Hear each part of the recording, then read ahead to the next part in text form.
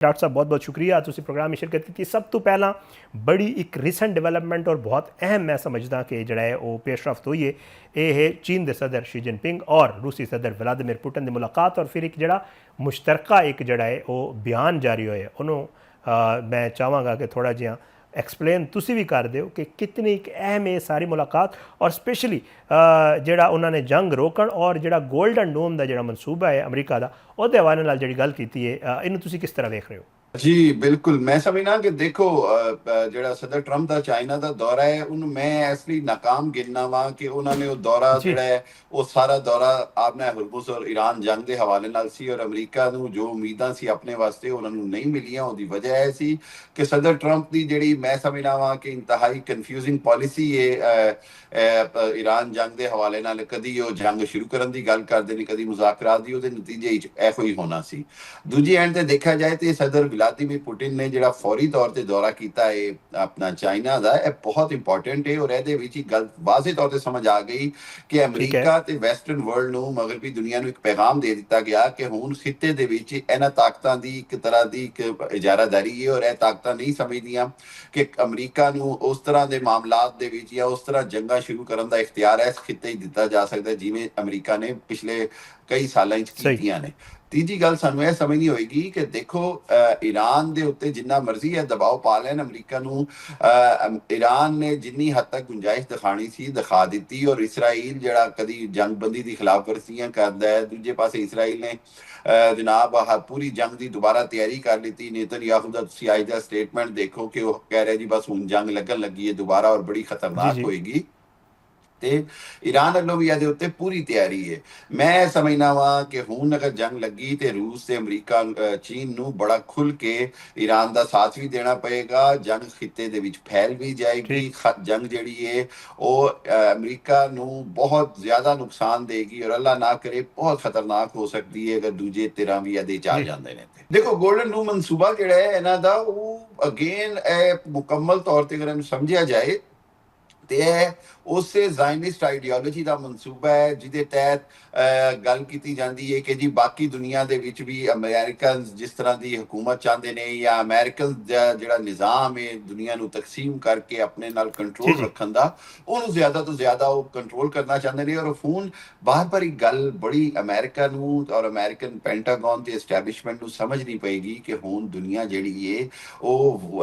One world order ਦੇ ਨਾਲ ਨਹੀਂ ਚੱਲ ਸਕਦੀ। ਅਮਰੀਕਾ ਹੁਣ ਕੱਲੀ ਸੁਪਰ ਤਾਕਤ ਨਹੀਂ ਹੈਗਾ ਬਲਕਿ ਅਮਰੀਕਾ ਦੀ ਸੁਪਰ ਤਾਕਤ ਦਾ ਜ਼ਵਾਲ ਹੈ ਔਰ ਉਹ ਹੁਣ ਕਿਸੇ ਨੂੰ ਵੀ ਅੰਗਰੇਜ਼ੀ ਦਾ ਲਫ਼ਜ਼ ਇਸਤੇਮਾਲ ਹੁੰਦਾ ਡਿਕਟੇਟ ਨਹੀਂ ਕਰ ਸਕਦਾ। ਔਰ ਬੁਨਿਆਦੀ ਤੌਰ ਦੇ ਉੱਤੇ ਅਗੇਨ ਮੈਂ ਬਾਰ-ਬਾਰ ਗੱਲ ਕਰਨਾ ਵਾਂ ਕਿ ਜਿਤਨਾ ਅਮਰੀਕਾ ਨੂੰ ਨੁਕਸਾਨ ਯਹੂਦੀ ਜ਼ਾਇਨਿਸਟ ਲੌਬੀ ਦੀ ਵਜ੍ਹਾ ਨਾਲ ਹੋ ਰਿਹਾ ਹੈ ਅਮਰੀਕਾ ਦੇ ਅੰਦਰ ਵੀ ਉਹ ਹਰ ਚੀਜ਼ ਦੇ ਵਿੱਚ ਜਿਸ ਤਰ੍ਹਾਂ ਵਾਜ਼ਿਹ ਤੌਰ ਤੇ ਇੱਕ ਜੰਗ ਦੀ ਸੂਰਤ-ਹਾਲ ਪੈਦਾ ਹੋ ਜਾਏਗੀ ਇਹਨਾਂ ਤਾਕਤਾਂ ਦੇ ਦਰਮਿਆਨ। ਅਗਰ ਇਹ ਗੋਲਡਨ ਡੂਮ ਦਾ ਜਿਹੜੀ ਆਈਡੀਓਲੋਜੀ ਅਗਰ ਇਹਨੂੰ ਪਰਸੂ ਕਰਦੇ ਨੇ ਤੇ ਨਾ ਇਹਨੂੰ ਅੰਗਰੇਜ਼ੀ ਚ ਕਹਿੰਦੇ ਅੰਗਰੇਜ਼ੀ ਹੈਜਮਨੀ ਕਾਇਮ ਕਰਨਾ ਜਿਹੜਾ ਹੈ ਉਹ ਇਸ ਤਰ੍ਹਾਂ ਹੁਣ ਪੋਸੀਬਲ ਨਹੀਂ ਰਿਹਾ। ਨਾ ਰੂਸ ਉਹ ਨਾ ਕਮਜ਼ੋਰ ਹੈ ਔਰ ਨਾ ਹੀ ਰੂਸ ਉਹਦੀ ਗੁੰਜਾਇਸ਼ ਦੇਗਾ ਨਾ ਚੀਨ। ਉਹ ਅਮਰੀਕਾ ਸਮਝ ਰਿਹਾ ਹੈ ਕਿ ਵੈਨੇਜ਼ੁਏਲਾ ਤੋਂ ਬਾਅਦ ਜਿੱਥੇ ਚਾਹੇ ਹਮਲੇ ਕਰੇ ਜਿੱਥੇ ਚਾਹੇ ਜੋ ਮਰਜ਼ੀ ਕਰੇ ਲੇਕਿਨ ਖਿੱਤੇ ਦੇ ਵਿੱਚ ਮੈਨੂੰ ਬੜਾ ਕਲੀਅਰ ਨਜ਼ਰ ਆ ਰਿਹਾ ਹੈ ਕਿ ਹੁਣ ਚਾਈਨਾ ਔਰ ਅਮਰੀਕਾ ਚਾਈਨਾ ਔਰ ਰੂਸ ਮਿਲ ਕਰ ਬਹੁਤ ਵੱਡੇ ਫੈਸਲੇ ਕਰਨ ਦੇ ਜਿਹੜੇ ਅਮਰੀਕਾ ਨੂੰ ਮੰਨਣੇ ਪੈਣਦੇ ਔਰ ਅੱਲਾ ਨਾ ਕਰੇ ਜੇ ਸੂਰਤ-ਹਾਲ ਖਰਾਬ ਹੋਈ ਤੇ ਫਿਰ ਬਹੁਤ ਵੱਡੇ ਕਨਫਲਿਕਟਸ ਵਾਲੇ ਮਾਮਲਾਤ ਜਾਣਦੇ। ਇਸ ਲਈ ਉਹ ਸੈਟਲਾਈਟ ਵਾਰ ਦੀ ਜਿਹੜੀ ਗੱਲ ਹੋ ਰਹੀ ਹੈ ਜਿਹੜੀ ਉਸ ਹਵਾਲੇ ਨਾਲ ਕੰਟਰੋਲ ਮਿਜ਼ਾਈਲ ਔਰ ਬਲਿਸਟਿਕ ਔਰ ਸੁਪਰਸੋਨਿਕ ਔਰ ਕਰੂਜ਼ ਮਿਜ਼ਾਈਲ ਟੈਕਨੋਲੋਜੀ ਦੀ ਗੱਲ ਹੋ ਰਹੀ ਹੈ, ਗਲੋਬਲ ਟਾਰਗੇਟਡ ਜਿਹੜੇ ਆਪਰੇਸ਼ਨਸ ਦੀ ਗੱਲ ਹੋ ਰਹੀ ਹੈ, ਇਹ ਸਾਰੀਆਂ ਉਹ ਚੀਜ਼ਾਂ ਨੇ ਜਿਹੜੀਆਂ ਹੁਣ ਅਮਰੀਕਾ ਨੂੰ ਸਮਝਣੀਆਂ ਹੋਣਗੀਆਂ ਕਿ ਚਾਈਨਾ ਇਹਨਾਂ ਵਿੱਚ ਵੀ ਬਹੁਤ ਐਡਵਾਂਸ ਹੈ ਔਰ ਉਹ ਸੂਰਤ-ਹਾਲ ਨਹੀਂ ਰਹੀ ਜਿਹੜੀ ਅੱਜ ਤੋਂ ਚਾਈਨਾ 10 ਸਾਲ ਪਹਿਲੇ ਸੀ। ਹਾਂ ਚਾਈਨਾ ਦੀ ਹਮੇਸ਼ਾ ਕੋਸ਼ਿਸ਼ ਹੁੰਦੀ ਹੈ ਕਿ ਕਿਸੇ ਵੀ ਝਗੜੇ ਦੇ ਵਿੱਚ ਡਾਇਰੈਕਟ ਇਨਵੋਲਵ ਨਾ ਹੋਵੇ ਉਹ, ਲੇਕਿਨ ਉਦੋਂ ਤੱਕ ਹੀ ਜਦੋਂ ਤੱਕ ਉਹ ਉਹਦੀ ਜਿਹੜੀ ਮੈਕਸਿਮਮ ਹੈਗੀ ਹੈ ਨਾ ਜਿਹੜੀ ਲਿਮਿਟ ਉਹਨੂੰ ਚੈੱਕ ਨਹੀਂ ਕਰਦੇ ਉਹਨੂੰ ਜਿਹੜਾ ਹੈ ਉਹਨਾਂ ਨੂੰ ਇਸ ਵੇਲੇ ਇਹ ਬੜਾ ਵਾਜ਼ਿਹ ਤੌਰ ਤੇ ਨਜ਼ਰ ਆ ਰਿਹਾ ਹੈ ਕਿ ਰੂਸ ਔਰ ਚਾਈਨਾ ਇਕੱਠੇ ਹੋ ਕੇ ਅਮਰੀਕਾ ਨੂੰ ਇੱਕ ਵਾਜ਼ਿਹ ਪੈਗਾਮ ਦੇ ਚੁੱਕੇ ਨੇ। डॉक्टर साहब अमरीकी सैनेट ने करारदाद मंजूर की और ये नाकाबंदी खत्म करना और उसके अलावा जो उन्होंने फौजी उत्थे गए हैं उन्होंने वापस बुलाने लिए अगे के पेशरफ्त नज़र आ रही है? क्या एक करारदाद फिर मंजूर भी हो सकेगी अगे जाके और क्या वाकई हूँ जड़ा है वो सदर ट्रंप ਨੂੰ इजाज़त लैनी पै सकती है? ਕੋਈ ਵੀ ਕੰਮ ਕਰਨ ਤੋਂ ਪਹਿਲੇ ਸੈਨੇਟ ਤੋਂ? ਦੇਖੋ ਅਮਰੀਕਾ ਦੇ ਵਿੱਚ ਸ਼ਦੀਦ ਇਸ ਗੱਲ ਤੇ ਇਸਤਰਾਬ ਹੈ, ਔਰ ਜਿਹੜੀ ਰਿਪਬਲਿਕਨ ਪਾਰਟੀ ਹੈ ਉਹਦੇ ਵਿੱਚ ਵੀ ਉਹ ਗਰੁੱਪ ਜਿਹੜਾ ਅਮਰੀਕਾ ਦੀ ਗੱਲ ਜੀ ਕਰਦਾ ਹੈ ਤੇ ਯਹੂਦੀ ਲੌਬੀ ਨੂੰ ਕਹਿੰਦਾ ਹੈ ਕਿ ਇਹਦੇ ਜ਼ਰੀਏ ਅਸਰ ਸਾਨੂੰ ਇੰਨਾ ਨਹੀਂ ਆਉਣਾ ਚਾਹੀਦਾ, ਉਹ ਗਰੁੱਪ ਹਰ ਹਾਲਤ ਵਿੱਚ ਨਾਕਾਬੰਦੀ ਖਤਮ ਕਰਕੇ, ਉਹਨੂੰ ਪਤਾ ਹੈ ਕਿ ਇਹ ਜਿੰਨੇ ਅਮਰੀਕੀ ਫੌਜੀ ਇਧਰ ਈਰਾਨ ਵਾਸਤੇ ਹਮਲੇ ਵਾਸਤੇ ਭੇਜੇ ਗਏ ਨੇ ਉਹ ਸਾਰੇ ਜਿਹੜੇ ਨੇ ਉਹ ਸਮਝ ਲਓ ਕਿ ਬੜੀ ਬੁਰੀ ਤਰ੍ਹਾਂ ਮਾਰੇ ਜਾਂਦੇ। ਇਸ ਕਰਕੇ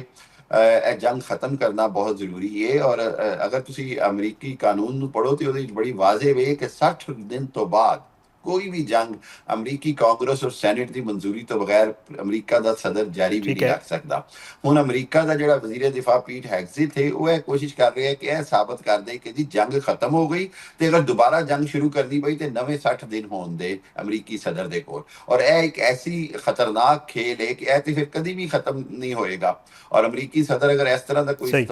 ਇਖਤਿਆਰ ਇਸਤੇਮਾਲ ਕਰਨ ਦੇ ਤੇ ਮੇਰਾ ਖਿਆਲ ਹੈ ਕਿ JD ਵੈਂਸ ਦੇ ਉੱਤੇ ਵੀ ਬਹੁਤ ਦਬਾਅ ਆਏਗਾ ਕਿ ਵੈਸੀਅਤ ਵਾਈਸ ਪ੍ਰੈਜ਼ੀਡੈਂਟ ਜਾਂ ਉਹ ਅਸਤੀਫਾ ਦੇਣ ਤੇ ਜਾਂ ਉਹ ਅਮੈਂਡਮੈਂਟ 25 ਦਾ ਇਖਤਿਆਰ ਇਸਤੇਮਾਲ ਕਰਕੇ ਤੇ ਸਦਰ ਟਰੰਪ ਦੇ ਖਿਲਾਫ ਕਾਰਵਾਈ ਕਰਨ। ਇਹ ਬੜਾ ਕਲੀਅਰ ਅਮਰੀਕਾ ਦਾ ਕਾਨੂੰਨ ਹੈ। ਸਦਰ ਟਰੰਪ ਨੂੰ ਸਮਝਣਾ ਹੋਏਗਾ ਕਿ ਉਹ ਆਪਣੇ ਵਾਸਤੇ ਮੁਸ਼ਕਲ ਪੈਦਾ ਕਰ ਰਹੇ ਨੇ ਪੀਟ ਹੈਗਜ਼ਿਟ ਤੇ ਸਟੀਵ ਵਿਟਕੌਫ ਤੇ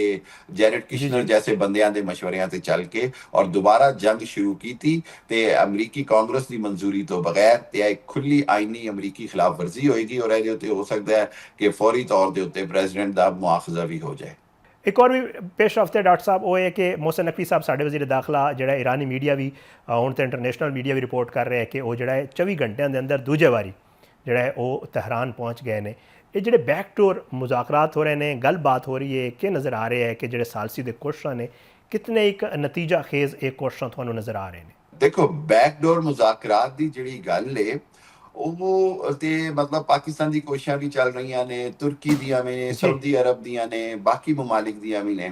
ਲੇਕਿਨ ਬੁਨਿਆਦੀ ਤੌਰ ਤੇ ਜਿਹੜਾ ਝਗੜਾ ਹੈਗਾ ਹੈ ਉਹ ਆਪਣਾ ਹੁਰਮੁਜ਼ ਤੇ ਖੋਲਣਾ, ਉਹਦੇ ਉੱਤੇ ਟੈਕਸ ਤੇ ਈਰਾਨ ਨੂੰ ਇਸ ਗੱਲ ਦੀ ਗਾਰੰਟੀ ਦੇਣਾ, ਯਕੀਨ ਦਿਵਾਉਣਾ ਕਿ ਜੀ ਤੁਹਾਡੇ ਤੇ ਦੁਬਾਰਾ ਹਮਲਾ ਨਹੀਂ ਹੋਏਗਾ। ਆਪਨੇ ਹਰਮੁਜ਼ ਤੇ ਅਮਰੀਕਾ ਜਾਂ ਕੋਈ ਵੀ ਐਸਾ ਮੁਲਕ ਇਸ ਤਰ੍ਹਾਂ ਦਾ ਕਬਜ਼ਾ ਨਹੀਂ ਕਰੇਗਾ ਕਿ ਦੁਬਾਰਾ ਈਰਾਨ ਉੱਥੇ ਆਪਣੇ ਪੈਰ ਨਾ ਜਮਾ ਸਕੇ। ਇਹ ਦੋ ਚੀਜ਼ਾਂ ਬੜੀਆਂ ਕ੍ਰਿਟੀਕਲ ਨੇ। ਉਸ ਤੋਂ ਬਾਅਦ ਯੂਰੇਨੀਅਮ ਦੇ ਹਵਾਲੇ ਨਾਲ ਜਾਂ ਜੰਗ ਦੇ ਨੁਕਸਾਨਾਤ ਦੇ ਹਵਾਲੇ ਨਾਲ ਜਿਹੜੀ ਗੱਲ ਹੈ ਉਹ ਤੇ ਬਾਅਦ ਦੀ ਗੱਲ ਹੈ, ਲੇਕਿਨ ਉਸ ਤੋਂ ਪਹਿਲੇ ਸਭ ਤੋਂ ਵੱਡੀ ਗੱਲ ਹੈ ਇਹ ਕਿ ਇਹ ਦੇਖਣਾ ਹੋਏਗਾ ਕਿ ਈਰਾਨ ਨੂੰ ਕਿਸ ਤਰ੍ਹਾਂ ਮੁਤਮਈਨ ਕੀਤਾ ਜਾਂਦਾ ਹੈ, ਗਾਰੰਟੀ ਕੌਣ ਦਿੰਦਾ ਹੈ ਕਿ ਇਸਰਾਈਲ ਜਾਂ ਅਮਰੀਕਾ ਈਰਾਨ ਤੇ ਦੁਬਾਰਾ ਹਮਲਾ ਨਹੀਂ ਕਰਨ ਦੇ। ਦੇਖੋ ਜਦੋਂ ਤੱਕ ਉਹ ਪਿੱਛੇ ਨਹੀਂ ਹਟਦੇ, ਜਦੋਂ ਤੱਕ ਉਹ ਨਜ਼ਰ ਨਹੀਂ ਆਉਂਦਾ ਕਿ ਉਹ ਖਿੱਤੇ ਤੋਂ ਪਿੱਛੇ ਹਟ ਗਏ ਨੇ, ਈਰਾਨ ਕਿਵੇਂ ਆਪਨੇ ਹਰਮੁਜ਼ ਖੋਲ ਦੇ ਤੇ ਬਾਰੂਦੀ ਸੁਰੰਗਾਂ ਖਤਮ ਕਰ ਦੇ ਤੇ ਫਿਰ ਆਪਣੇ ਤੇ ਅਟੈਕ ਕਰਾ ਲੇ। ਇਹ ਉਹ ਸੂਰਤ-ਏ-ਹਾਲ ਜਿਹੜੀ ਅਮਰੀਕਾ ਨੂੰ ਸਮਝ ਨਹੀਂ ਹੋਏਗੀ ਔਰ ਬੈਕਡੋਰ ਮੁਜ਼ਾਕਰਾਤ ਦੀ ਕਾਮਯਾਬੀ ਐਸੇ ਗੱਲ ਤੇ ਵੇ ਕਿ ਕਿਸ ਅੰਦਾਜ਼ ਤੇ ਅਮਰੀਕਾ ਇਸ ਗੱਲ ਨੂੰ